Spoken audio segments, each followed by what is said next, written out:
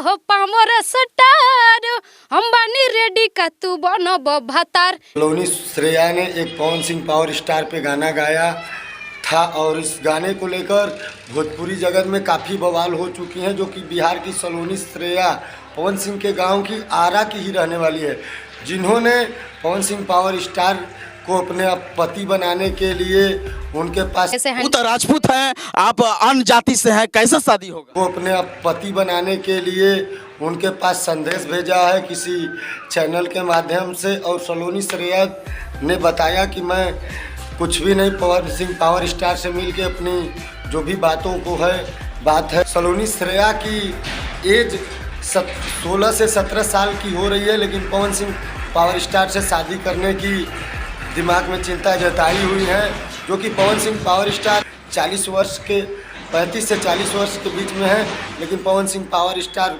को ये सब नहीं करना है, क्योंकि ज्योति सिंह उनकी वाइफ खुद ही उनके पे काफ़ी ज़्यादा केसों में उलझाई रखती हैं। अच्छा, अभद्र नहीं की गईले, हाँ, प्यार करे नहीं कर। श्रेया जी ने कहा कि मैं अन्य जाति की हूँ, लेकिन उससे जात से कोई मतलब नहीं है, प्यार तो दिल से किया जाता है, जो कि मैंने भी पवन सिंह से किया है। मेरा यही अनुरोध है कि मुझे पवन सिंह पावर स्टार तक पहुंचा दीजिए।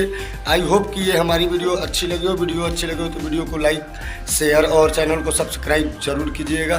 जय हो भोजपुरी समाज।